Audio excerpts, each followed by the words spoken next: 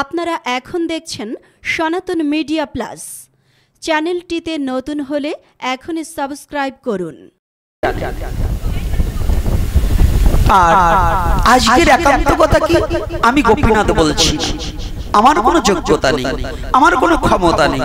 যিনি আমাকে পরিচালনা করছেন, আপনাকে পরিচালনা করছেন, তাকে জানা বোঝার জন্য, তাকে চেনার জন্য আমার মতো অন্ধজীব, জ্ঞান অন্ধজীব যেমনি ভাবে এদিক ওদিক ছুটোছুটি করছি, হিংসার ক্রোধ কাম অনলে পুড়ে পুড়ে তিলে তিলে মরছি, সেইটাইকে দূরীভূত করার জন্য জীবের নাই কৃষ্ণ স্মৃতি জ্ঞান, এই কারণে করলেন প্রভু ভাগবত পুরাণ।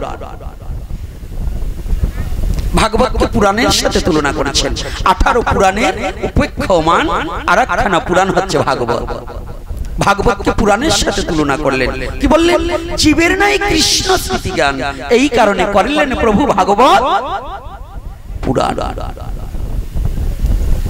তো এখানে কি আমি প্রথম যে কথাটা টেনেছিলাম, আজকের যে আমাদের মূল আলোচ্য বিষয়টা হচ্ছে নানাবিধ প্রশ্ন, প্রশ্নের কোন আনসার আজকে কম হবে, কিন্তু আমাদের কিছু কর্তব্য কর্ম আছে। এই কর্তব্য কর্মের মধ্য দিয়ে মানুষের কর্তব্য কর্ম কি, মানুষের কর্তব্য কর্মটা কি? আমাদের সনাতন ধর্মের দর্শন আলাদা আর অন্যান্য জায়গার আলাদা। সুনীল বাবু বাউল মানুষ, তিনি মানববাদী, মানব ধর্মের লোক, কিন্তু যখন আমাদের কথা বলতে হয়, তিনি যখন স্টেজে যান, তেনার সর্বদিক লক্ষ্য করে কথা বলতে হয়। আবার আমরা যখন এখানে আসি, আমাদের সবার সর্বদিকে আলোকপাত করে কথা বলতে হবে।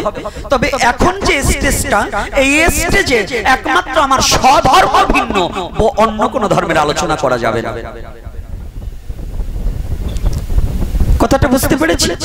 আমার স্বধর্ম অনুপাতে, তার বাইরে কোনো কথা বলা যাবে না। তো আমার স্বধর্ম অনুপাতে, আমাদের দর্শন শাস্ত্র অনুপাতে, পৃথিবীতে কোন জায়গায় কোন দর্শন ছিল না। যখন কলেজ ভার্সিটিতে যখন দর্শন ছিল না, তখন সনাতন ধর্মে 6খানা দর্শন ছিল। পৃথিবীতে কোন জায়গায়, পৃথিবীর সবচেয়ে শিক্ষিত জাতি বলতে আগে সনাতনী ছিল, কারণ গুরুকুল ব্যবস্থা পৃথিবীতে আগে সনাতন ধর্মে ছিল। কোথায় ছিল? সনাতন ধর্মে। তো সনাতন ধর্মে 6খানা দর্শন। কয়টা দর্শন? তা কি কি? আমাদের কিন্তু আজ দর্শন শাস্ত্রের উপর লেখাপড়া চলছে, পিএইচডি করা হয়, ডক্টরেট করা হয়। কি বাবা আছে না? আমার বিধান বাবা আসছে, খুব ভালো, গোস্বামী বংশের ছেলে, এবং এসে আবার আমার বাবার কাছেই বসেছে। আমার আনন্দ লেগেছে। তারপরেও এই যে 6খানা দর্শন, কি আমাদের কয়টা দর্শন? 6টা। কি কি? আদ্য, মধ্য, কাব্য, ন্যায়, সাংখ্য, পাতঞ্জল। কয়টা দর্শন? 6টা দর্শন। এই যে আজকে যে কলেজ ভার্সিটিতে দর্শন পাচ্ছেন, এই দর্শনের অনেক আগে এই দর্শনের প্রকাশ। এই দর্শনের অনেক আগে। দর্শন মানে যাহা দেখা যায়, দর্শন মানে এক দর্শন মানে আয়না। তা আয়না কেন প্রয়োজন? যা নিজেকে দেখা যায়। সনাতন ধর্মের দর্শনের দ্বারা যদি ভজন করিতে করিতে উন্নত স্তরে পৌঁছায়, নিজের মধ্যে আত্মার রূপে অনাদির আদি গোবিন্দ আছে, তাকে দেখা যায়। এজন্যই সনাতন ধর্মের দর্শন শাস্ত্র বলা হয়। এটা দর্শন। দর্শন মানে কি বলছে? হ্যাঁ, ওটা কি বলছে? তুমি কি দর্শন করছো? মানে দেখে এসেছো। তাহলে 6টা দর্শন। এই দর্শনের মধ্যে আমার এত যোগ্যতা নেই। তো আমার এই ডান পাশে যেটা বসা আছে, ইনি এবার পণ্ডিত হয়েছে। আমি এবার পণ্ডিত নয়, উনি এবার পণ্ডিত হয়েছে। তা আজকাল বাংলাদেশে তো সুরাই পণ্ডিতের অভাব নাই। মানে জেনারেলে লেখাপড়া করে ওই যে থেকে সার্টিফিকেট এনে পণ্ডিত সাজি বসে রয়েছে, কিন্তু জানে না ছাতাও এখানে শাস্ত্র পড়ে না, কিন্তু উনি পণ্ডিত কলাইছে, মানে সরকারি বেতন পাওয়ার জন্য। তো তাই সুরাই পণ্ডিতের দ্বারায় কখনো ধর্ম প্রচার হবে না। পণ্ডিতত্ব জানতে হলে সনাতন ধর্মের কাব্যতীর্থ নিয়ে যদি দর্শনের উপর লেখাপড়া করতে হয় তাহলে দুটো জায়গার সার্টিফিকেট, এখন তিনটা জায়গা হয়েছে, একটা হচ্ছে নবদ্বীপ, আর একটা হচ্ছে কাশী, আর একটা হচ্ছে মিথিলা। কয়টা? তিনটা জায়গা, কাশী, নবদ্বীপ আর মিথিলা। এইটা সম্বন্ধে আগে ধারণা থাকতে হবে।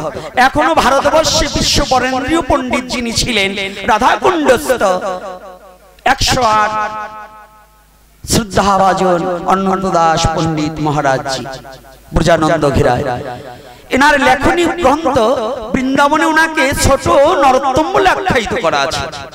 মানে উনি যে শাস্ত্রের উপর হাত দেয়নি এ শাস্ত্র খুব কম আছে।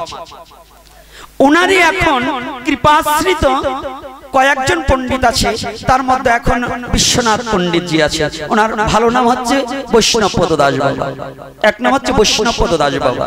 তাহলে এনরা যেখানে অধ্যয়নরত আছেন ওখান থেকে ছাড়া বাংলাদেশে এখন বর্তমান সংস্কৃত কলেজের সেই কাব্যতীর্থ নিয়ে লেখাপড়া প্রকৃত হয় না, তথাপি সার্টিফিকেটধারী পণ্ডিতই একটা আছে, এরকম কয়েকটা আছে।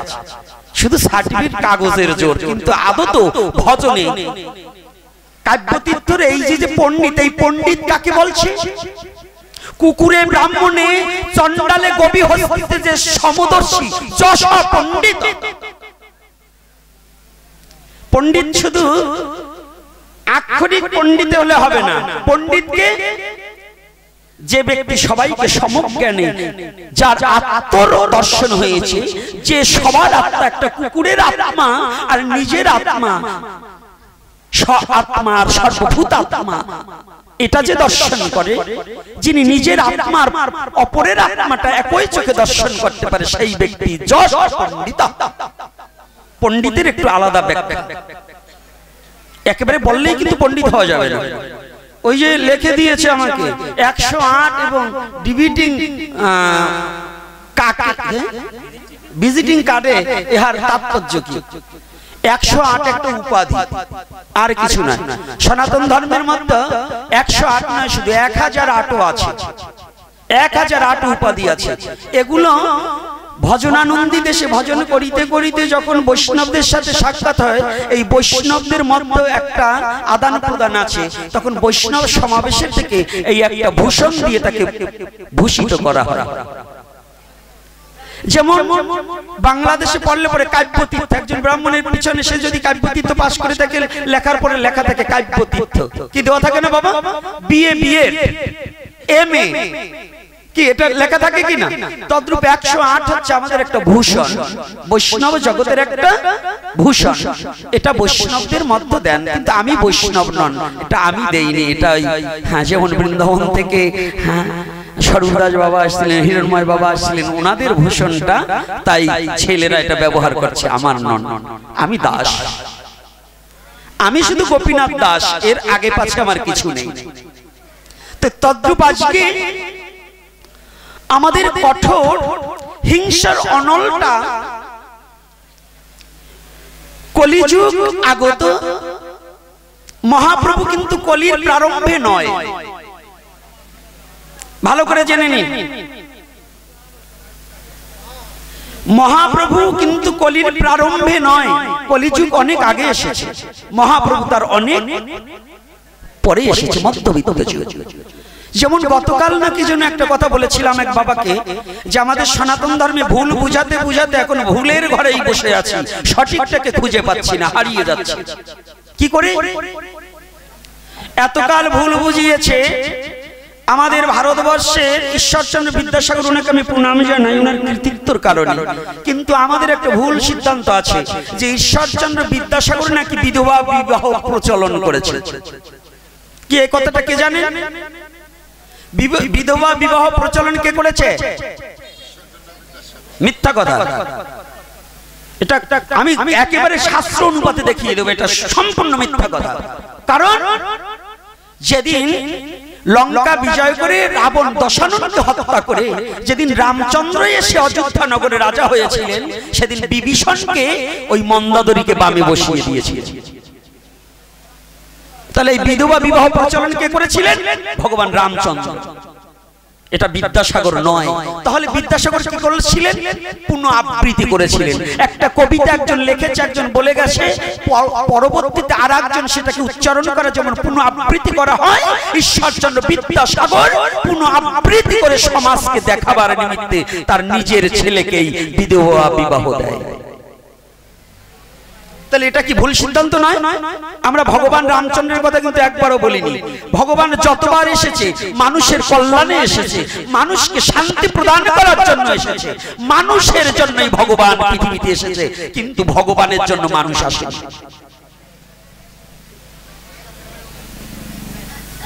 ভগবান বারংবার গোলক ছেড়ে ভুলোকে এসেছে, কার জন্য?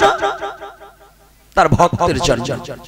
তাহলে তার ভক্তের জন্য যদি এসে থাকে, আর একটা ভুল সিদ্ধান্ত আছে, যে কথাটা গতকালকের ছিল, আমি উত্তর দেই। একটা কথা ছিল, এই যে আমাদের যে সতীদাহ প্রথা, কোনটা? সতীদাহ প্রথা কি আমাদের সনাতন ধর্মে পূর্ব থেকে প্রচলন ছিল? বিধান বাবা যদি বলে যে থাকে, যদি কোনো পণ্ডিত, যদি কোনো জ্ঞানীজন বলে যে পূর্বে থেকে ছিল, আমি শাস্ত্র ধরে দেখিয়ে দিব ছিল না। যদি বলে কেন, ত্রেতা যুগে যখন দশরথ মারা যায়, তার তিনজন স্ত্রী, ভগবান রামচন্দ্রের 3 জন মা ছিল, সে 3টাকে পোড়াই মারলো না কেন? মেরেছিল? তাহলে সত্য সনাতন ধর্মে সতীদাহ প্রথা ছিল না, ওটা মধ্যবিত্ত কলির মহাপ্রভুর পরে এসে। যদি বলেন দাপর যুগে যখন পাণ্ডু বিয়োগ হন, তার 2 জন স্ত্রী রয়ে যান, কুন্তি এবং মাদ্রী, তাহলে তখনও তো পুড়িয়ে মারেননি। মেরেছিলেন? মারেননি। যদি কলির যুগে বলেন, আমি কলির যুগেও বলছি, শাস্ত্র ধরে টেনে টেনে বলছি, মহাপ্রভু যখন আসলেন, মহাপ্রভুর পিতা জগন্নাথ মিশ্র, নাকি কি মিশ্র? আচ্ছা, জগন্নাথ মিশ্র যখন মারা যান, তখন কি মা শচী দেবীকে দাহন করেছিল? হ্যাঁ, করেনি। তাহলে সনাতন ধর্মে কিন্তু এগুলো ছিল না। এগুলো কি মধ্যবিত্ত যুগে যখন নিদারুণ কষাঘাতে, যখন হিংসার অনলে মানুষের দাউ দাউ করে হিংসা, ক্রোধ, কাম, লোভ এটা যখন বেড়ে গেলেন, ঠিক তেমতি সময় এই অনাচারগুলো। আর কে? কোন সেন যেন? হ্যাঁ না, 2 জন, বল্লাল সেন আর লক্ষণ সেন। ইতিহাস দর্শন করতে হবে। আর এই বাংলাদেশের ইতিহাস, বাংলাদেশের বয়স কত বছর? ওই যে বলছে 52 বছর। এই বাংলাদেশের ইতিহাস হচ্ছে 52 বছর। বাংলাদেশের ইতিহাস পরে সনাতনী ইতিহাস জানা যাবে না। সনাতনী ইতিহাস জানতে হলে আপনার রামায়ণ মহাভারত অধ্যয়ন করতে হবে। মহাকাব্য রামায়ণ শুধু কাব্য নয়, মহাকাব্য। সেই মহাকাব্য থেকে যদি আপনি হৃদয়ে কিছু ধারণ না করতে পারেন, যদি বলেন বাংলার ইতিহাস পড়ে সনাতন ধর্মকে জানবো, তো কোটি কল্পকালেও সনাতন ধর্মকে জানা যাবে না বাংলার ইতিহাস পড়ে। কারণ বাংলাদেশের বয়স মাত্র 52 বছর। তাহলে তার আগে ইতিহাস সনাতন ধর্ম। আর এই সনাতন ধর্মের ইতিহাস কোথায় আছে? যাহা আছে ভারতে তাহা আছে ভারতে। কোন ভারত? মহাভারত। এটা কিন্তু এখনো যদি বাংলায় অনার্স মাস্টার্স করতে হয়, যারা অনার্স মাস্টার করেছেন তারা দেখবেন গীত গোবিন্দ ছাড়া অনার্স মাস্টার করার কোনো কায়দা নেই। চণ্ডীদাসের পদ পদাবলী একান্ত প্রয়োজন, জ্ঞানদাসের পদাবলী একান্ত প্রয়োজন। বাংলায় অনার্স মাস্টার্স করতে হলে তাদের এগুলো লাগবে কি না? তাহলে সেই ধর্মে আমি জন্মগ্রহণ করেছি। কোন ধর্মে? সনাতন ধর্মে। যে সনাতন ধর্মের এই যে ভুলগুলো, এটা হিংসার কারণে, সেই হিংসাটাকে নিবৃত্ত করার জন্য, হিংসাটাকে দূরে ঠেলে দেওয়ার জন্য একমাত্র আমার শ্রীকৃষ্ণ চৈতন্য মহাপ্রভু এসে উদয় হয়েছে। কে এসেছিলেন? আমার বিধান বাবা যেন কষ্ট পায় না। আর এখানে যত ব্রাহ্মণগণ আছেন তাদের শ্রীচরণে হাত রেখে বলছি, আপনাদের বলছি না, কষ্ট পাবেন না। কারণ কথা বলতে গেলে কিছু ওখানে পড়ে যাবে। আমার বাবা যদি ভুল করে, আমি যতই সাধু হই, আমার চোরের ছেলেই বলবে না। তো এখন চোরের ছেলে যদি বলে, তাই যাই হোক, দেখুন ওই পূর্বপুরুষ একটু ভুল করেছিল বিধায় আমাদের গায়ে কিন্তু একটু পড়ে যায়। কোথায়? বর্ণবাদের হিংসার কুপানলে পড়ে এই সতীদাহ প্রথা চালু হয়। একটু ফ্যানটা ছেড়ে দাও বাবা। হালকা করে, একেবারে ফুল সাউন্ড দিও না, একটু হালকা হালকা করে দেবো। ছোট ফ্যান আছে একটা, ছোট ফ্যান, এটা সমস্যা করছে, কারণ কথা বলতে বলতে যতই শীত হোক একটু ঠান্ডা পড়লেও ঘামিয়ে যেতে হয়, কারণ একা এতগুলো লোককে জব্দ করে রাখতে হলে তো একটু পাওয়ারের দরকার। শাস্ত্রের কথা কম, কেন শাস্ত্রীয় কথা? ভগবান কৃষ্ণের কথা বলে শুধু কেঁদে গেলে কাজ হবে না, এই কান্না করে গেলে ওই বাইরা গিয়ে মনে থাকে না, ওটাকে বাদ দিয়ে আগে নিজের সঠিক হওয়ার কথাগুলো আগে প্রচার করতে হবে। কেন প্রচার করছে? আজকে আমার খুব ভালো লাগছে জানেন, কারণ গতকাল যখন বিধান বাবার সাথে কথা বলছি যে বাবা আমি একটা সবচেয়ে গান শুনি, কবি জালালউদ্দিন খাঁর গান শুনি সবচেয়ে বাংলাদেশের মধ্যে সুনীল কর্মকারের মুখে, বলছে তার সে তো আমাদের ওইখানে নিল। তাই আমি বলছি তার সাথে, বলছে দেখি কালকে দাদাকে বলবো যদি নিয়ে আসতে পারি। আমাকে কথা দিয়েছে, কথাটা রক্ষা করেছে, কারণ উপদেশ তাকে দাও যিনি উপহাস না করে, যে উপহাস করে তাকে কখনো উপদেশ দেওয়া যাবে না। তাই উপদেশ তাকে দাও যিনি উপদেশটাকে সহৃদয়ে গ্রহণ করে ভগবত প্রেমান্বেষণের জন্য খুঁজে বেড়ায়, তাকে উপদেশ দিলে কাজ হয়, তা না হলে কাজ হয় না। তো আজকে ওই জ্ঞানী ব্যক্তিটাকে দেখে দেখে আরো আনন্দ পাচ্ছি। আবার ভাববেন না ওনাকে বলে বলে আমি ভুলাচ্ছি, উনি আবার কিছু বলবে নাকি, ওই বলার ভয় তো আমরা করি, কারণ যেটা সত্য সেটা বলতে হবে, মিথ্যাটাকে বলা যাবে না। আমাদের বর্ণবাদের হিংসায় যখন চতুর্দিকে ছেয়ে গেলে, পৃথিবীর সমস্ত সমস্যার সমাধান একজনই জানে, তিনি হচ্ছে ভগবান। যত সমস্যা আছে পৃথিবীর কেউ আপনার সমস্যার সমাধান করতে পারবে না যদি ভগবান কৃপা করে সেই সমস্যাটাকে সমাধান না করে।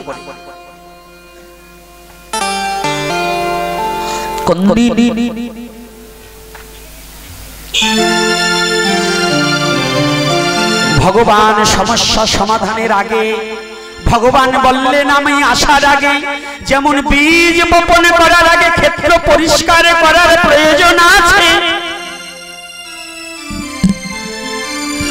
আর আমার কৃপা পাওয়ার আগে পৃথিবীতে সদ্গুরুর কৃপা পাওয়ার প্রয়োজন আছে।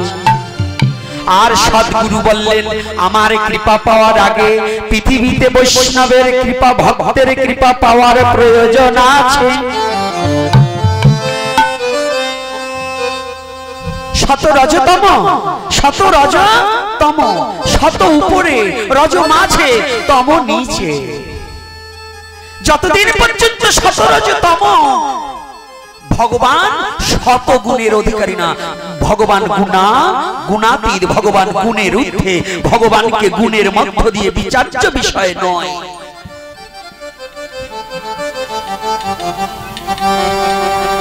এটাও ভগবান আরো দেখিয়ে দিয়েছে আপনাদের। দোল পূজা করেন না চৈত্র মাসে?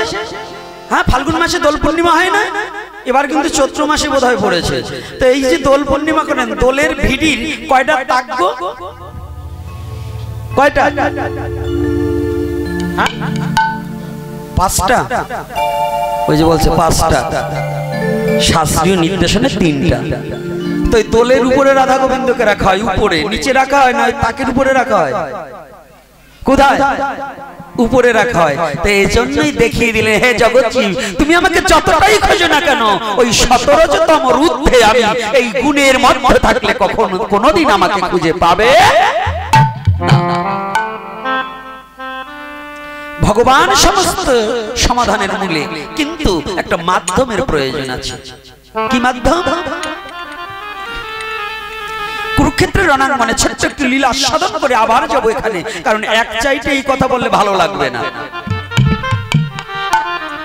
কৃষ্ণ কথা হচ্ছে নবরসের কথা, কখনো কাঁদবে, কখনো হাসবে, কখনো ধুলায় গড়াগড়ি যাবে, এটাই কৃষ্ণ কথার গুণ। অষ্টসাত্ত্বিক প্রেমের বিকার একমাত্র মহাপ্রভু জগৎকে দেখিয়ে দিয়েছিলেন। কৃষ্ণ নামে অষ্টসাত্ত্বিক ভাবের বিকার হয়, কখনো হাসবে, কখনো কাঁদবে, কখনো হু হু হু গর্জন করবে রার আর সদায় করে ধ্বনি মধুর মূরতি আমার শ্রী গৌরাঙ্গ চাঁদ গুণমণি। কুরুক্ষেত্রের রণাঙ্গনে যুদ্ধ আগত।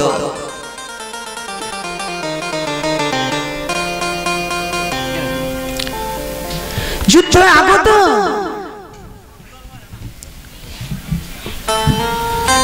ভগবান কৃষ্ণ চিন্তিত। ভগবান হয়ে চিন্তাযুক্ত হয়েছে যে অনন্ত কোটি ব্রহ্মাণ্ডের সমস্ত চিন্তা মুক্তকারী ভগবান, তিনি আর চিন্তাযুক্ত হয়ে বসে আছেন।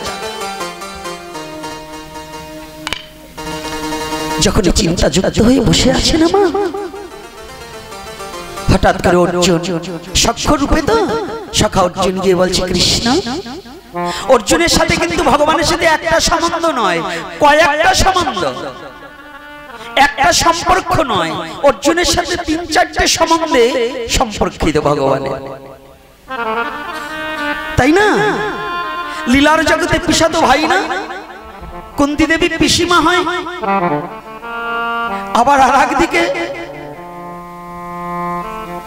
শালক ভগ্নিপতি, আর একদিকে সখা। তাহলে ভগবানের সাথে কতগুলো সম্পর্ক।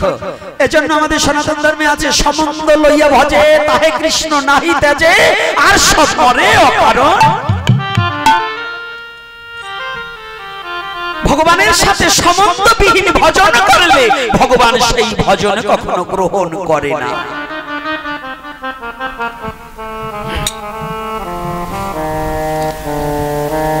অর্জুন গিয়ে দাঁড়িয়ে বলছে কৃষ্ণ। অর্জুনের যে বয়সে কৃষ্ণ একটু ছোট। কেমন বয়সে? লীলার জগতে কিন্তু ভগবান অনেক বড়। এখন যদি বলেন এটা আমি মানছি না, একটা দর্শন দিয়ে দেখিয়ে দিচ্ছি, ছোট্ট একটা এক্সাম্পল টেনে। আপনার বাবার আপনি একসাথে যাচ্ছেন রাস্তা দিয়ে, একজন জিজ্ঞাসা করছে দাদা এই যে কে? বলছে আমার বড় ছেলে। আসলে কি বাবার বড়? কে বড়? বয়সে তো বাবা বড়, কিন্তু বাবা কি বলছে? আমার বড় ছেলে। তাই ভগবান কিন্তু সবার বড়, কিন্তু লীলার জগতে অর্জুনের যে ভগবান একটু প্রকাশে ছোট হয়ে রোলে। আমি কিন্তু সমস্ত ভেঙে দিচ্ছি। আবার অনেকে বলবে ওনাকে ভগবান, সে বলে অর্জুনের ছোট। কি আরো দেখাচ্ছি, আর একটা এক্সাম্পল দিই। বাচ্চাটাকে বাবা কাঁধে নিয়েছে, তাই না? কাঁধে নেয় না বাবা? একজন বলছে আয় খোকা কে বড় রে? বলছে আমি সবার বড়, এই যে বাবার চেয়েও বড় আমি। কাঁধে উঠে বলছে কিন্তু ভেবে দেখেছে বাবা যদি নিচের দিয়ে সরে যায় বাচ্চা কোথায় যায়? হ্যাঁ, শ্রীমদ্ ভগবত গীতায় বললেন একটা পরমাত্মা রূপে প্রতিটা জীবের মধ্যে আমি আছি। যদি পরমাত্মা দেহ থেকে সরে যায় উনি লাশ হয়ে পড়ে থাকবে। এজন্য ভগবান সর্বসর্বা, ভগবান যাকে যেমন করে চালায় তেমন করে পৃথিবীতে চলে। এজন্য বুঝে নিতে হবে। ওই বলছি বোধ ভগবান কিন্তু অর্জুনের ছোট নয়। আবার যেন কেউ ভেবে না অর্জুনের ভগবান ছোট হয়ে গেল। কখনো কখনো হয় গো, জানেন কথা বলতে ইচ্ছা করে, কখনো কখনো ভগবান ছোট হয়ে যায় ভক্তের কাছে। কেন করে? আপনি যারা জজ, এখানে জজ টজ আছে না? আছে না? আসে মনে করেন জজের একটু বয়স হয়েছে, ছেলে বিয়ে করিয়েছে, একটা নাতি হয়েছে। নাতিটা হওয়ার পরে জজ সাহেব যখন তার কার্যক্রমে ছিলেন, ওখানে উনি একটা হুকুম দিলে একটা ব্যক্তির ফাঁসি হয়ে যেত, তাই না? রায় দিলে, রায় প্রদান করলে একটা ব্যক্তির ফাঁস হয়ে যায় না? আচ্ছা, ওই পোশাকটা খুলে যখন বাড়ি আসলো, ওই নাতি আছে না, উনি ঘরে ঢোকার সাথে সাথে বলছে দাদু দাদু কি আজকে না আমি একটু ঘোড়া ঘোড়া খেলবো। কথাটা খেয়াল রাখবেন, আমি একটু ঘোড়া ঘোড়া খেলবো। তো বলছে ঘোড়া পাবো কই এখন? বলছে তুমি উপর হয়ে ঘোড়া হও, আমি কাঁধে চড়বো। এইবার কি করেছে জানেন? ওই জজ সাহেব ইজলাসে উনি উনার কথা একজন ফাঁস হয়ে গেল, ফাঁসি হয়ে গেছে। এইবার ঘরে এসে নাতির কাছে কি করেছে জানেন? হামাগুড়ি দিয়ে ঘোড়া সেজেছে। নাতি টপ করে কাঁধে উঠে কান ধরে বলছে এই ঘোড়াটা নিয়ে যাও, বয়ে যাও। করে না? তাহলে এটার কারণ কি বলেন তো? যে জজ সাহেবের একটা হুকুমে একজনের ফাঁসি হয়ে গেলে, মৃত্যুদণ্ড কার্যকর হয়ে গেলেন, সেই জজ সাহেব ঘরে এসে নাতির কাছে ঘোরা হয়ে গেলেন। আমার ভগবান তদ্রূপ অনন্ত কোটি ব্রহ্মাণ্ডের নিয়মটা, আমার ওই ভগবানকে যদি ভালোবাসার মতো কেউ ভালোবাসিতে পারে, যদি আমার ভগবানকে কেউ ভালোবাসিতে বাসিতে দেহমান জীবনে জীবনে দিয়ে ভগবানের চরণে আত্মসমর্পিত চিত্ত করিতে পারে, ওই ভগবান আপনি সেই ভক্তের দাস হয়ে যায়। ওই ভক্ত আমার ভগবানকে যেমন করে ঘুরায়, আমার ভগবান ওই ভক্তের কাছে তেমন করে ঘোরে। এই জন্য আমার ভগবান মহান কেন, সর্বশ্রেষ্ঠ কেন, তিনি কখনো বৃহত্তম হতে পারে, আবার কখনো ক্ষুদ্র ক্ষুদ্র হইতে পারে, পারে কিনা? এজন্য উনি সর্বশক্তিমান, যে উনি সব শক্তি আছে, উনি ছোট হতে পারে, আবার কি বড় হতে পারে। যার ছোট হওয়ার যোগ্যতা আছে, যার বড় হওয়ার যোগ্যতা আছে। আমাদের মধ্যে শুধু বড় হওয়ার যোগ্যতা আছে, কিন্তু ছোট হওয়ার যোগ্যতা নাই। আমি গোপীনাথ ভাবছি আমি বড় গোসাই, আমার চেয়ে গোসাই কেউ নাই। এই যে আমি বড় হতে জানিছি, কিন্তু ছোট হতে জানি না। হ্যাঁ, আর ভগবান কি বড় হতে পারে, ছোট হতে পারে। ভগবান কখনো বিশ্বরূপ ধারণ করতে পারে, আবার ভগবান তার ভক্তের চরণের দাস হয়ে ভক্তের চরণ সেবা করতে পারে। জয় নিতাই বল হরি বল। এটাই ভগবানের মহত্ব, এটাই ভগবানের মহৎ গুণ, এটাই ভগবানের বৈশিষ্ট্য। এটা আমরা পারবো না, উনি পারেন। তাই আজকে অর্জুন যখন গিয়ে অর্জুনের চেয়ে প্রাকৃতিক যুগ অনুপাতে দেহ ধারণ করার পরিপাকে ভগবান একটু ছোট। অর্জুন গিয়ে বলছে, কৃষ্ণ তোমাকে খুব চিন্তিত মনে হচ্ছে। তাই বলছে অর্জুন, হ্যাঁ আমি চিন্তিত হয়েছি, কারণ কি জানো, সম্মুখে আগামী দিন এই কয়েকদিনের মধ্যে যে যুদ্ধ শুরু হবে, আমি চিন্তা করতেছি তোমার দলে তো সৈন্য টন্য বেশি নেই, ওদের দলে তো সৈন্য বেশি, তাহলে তোমাকে আমি কি করে রক্ষা করবো? আমি তো নিরস্ত্র, আমার তো কোনো অস্ত্র নেই। অর্জুন বললেন, তাহলে কি করি? এই এমন যোদ্ধা কোথায় আছে? একজন যোদ্ধার সন্ধান দাও। বলছে, অর্জুন আমার হাতে একজন যোদ্ধার কথা আমি জানি, কিন্তু সে আসবে কিনা তা আমি জানি না, তবে তুমি তাকে নিমন্ত্রণ করতে পারো। যদি তোমার প্রতি সদয় হয়ে সেই যোদ্ধা যদি তোমার যুদ্ধে আগমন করে, তাহলে নিশ্চিত তোমার জয় হইবে, জানিবে নিশ্চয়। অর্জুন বললেন, আমাদের 5 ভাই সে এবার বড় যোদ্ধাকে, মানে অহংকার পতনের মূল না কি বাবা? 3টা বস্তু মানুষকে ধ্বংস করে, লোভ, হিংসা ও অহংকার। কি কি? লোভ, হিংসা, অহংকার। ব্রাহ্মণ সমাজকে ধ্বংস করছে লোভের কারণে, আর জমিদারকে ধ্বংস করছে হিংসার কারণে। লোভ আর হিংসা। আর শিক্ষিত মানুষের মর্যাদা কমে গেছে অহংকারের কারণে। প্রকৃত শিক্ষিতের এখন মর্যাদা আছে, শিক্ষকের মর্যাদা আছে। বলেন কারণ? আগে একখানা চিঠি পড়তে গেলে ওই শিক্ষক ব্যক্তির কাছে ওই 4 দিন চলা ভাইরে দেওয়া লাগছে, মানে লাকড়ি ভাইরে দিতে হয়েছে। চলা না, আপনাদের দেশে কি বলে? লাকড়ি, লাকড়ি বলে তো, এই লাকড়ি ফেড়ে দিতে হতো কুড়োল দিয়ে। তা বোঝেন তো, এই যে অহংকার, আমি বড় শিক্ষিত, হ্যাঁ আমার এইটা করিয়ে দে, তারপরে তোর চিঠি পড়ে শোনাবো। এর কারণে এখন ঘরে ঘরে শিক্ষিত ছেলে, এখন অরিজিনাল শিক্ষিত কোনো দাম নেই। আছে কি? কি কষ্ট পাচ্ছেন নাকি? রাধে রাধে। সজাগ আছেন না ঘুমিয়ে পড়ছেন? ওই যে একটা ঘুমিয়ে পড়লো গো, চোখে তুলসী দাও, চোখে তুলসী দাও, ঘুমাতে দেওয়া যাবে না। ও মা, তো এইবার ভালো করে শুনুন। এই যে তাহলে 3টি বস্তু মানুষকে কি করে? ধ্বংস করে দেয়। কাকে ধ্বংস করে? দেহকে নয়, মানুষকে। ভালো করে বুঝে নিন, 3টি বস্তু থাকলে মানুষকে ধ্বংস করে, অমানুষকে নয়। কারণ অমানুষের তো ওই তিনটাই আছে সম্পদ, আর মানুষের ওই তিনটা থাকলে মনুষ্যত্ব নষ্ট হয়ে যাবে। এজন্যই শাস্ত্রে বললেন এই তিনটা বস্তু মানুষকে ধ্বংস করে। কাকে ধ্বংস করে? মানুষকে। এই তিনটা যদি মানুষের মধ্যে বসবাস করে, এর একটা অস্ত্র, এই তিনটা হচ্ছে ব্রহ্ম অস্ত্র, মনুষ্যত্ব নষ্ট করার। একটা যদি কোনো কায়দায় ঢুকে পড়ে তাহলে সে হরিবোল হয়ে যাবে। এইবার কি করেছে জানেন? অর্জুনের অহংকার সৃষ্টি হলো যে কি আমাদের পাঁচ ভাইয়ের চেয়ে মহা ধনুর্ধর আবার কে গো? আমরা এক এক ভাই এক একজন মহারথ, এক একটা রথকে পরিচালনা করি।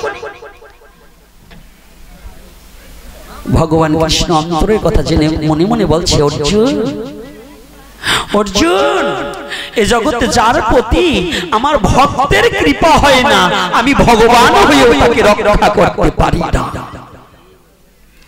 তুমি ভাবছো তুমি মহারথী, তোমার সব আছে, কিন্তু তোমার ভক্তির জগৎটা খুব কম আছে।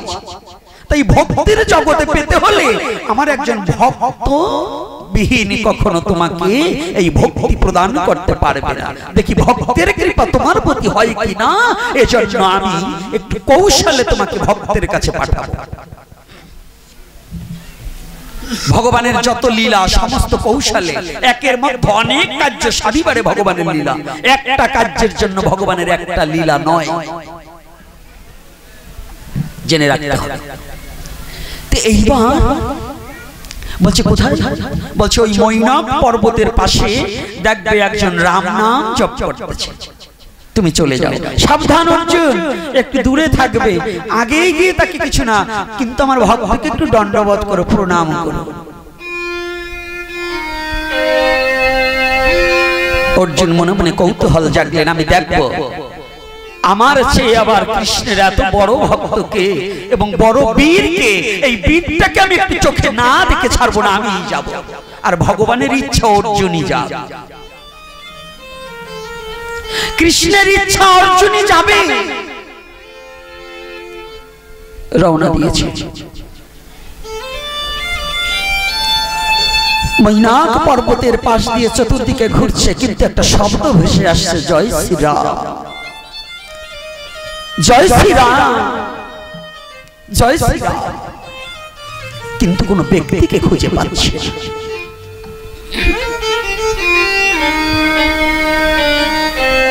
অর্জুন অনেক খুঁজতে খুঁজতে ওই শব্দ ধরে ধরে যে কোন দিক থেকে বাতাসের মধ্যে দিয়ে ওই শব্দটা আসছে ভেসে, ওদিকে আমি যাব। শব্দ ধরে ধরে অর্জুনকে উপনীত হয়ে দেখতে পায় তুষারে ঢেকে গেছে, কিন্তু একটা মুখ শুধু লড়ছে আর জয় শ্রীরাম বলছে। অর্জুনকে প্রণাম করছে, প্রণাম হই হে বীরবর, আপনাকে প্রণাম করছি, আমাকে আমার সখা কৃষ্ণ পাঠিয়েছে আপনার নিকটে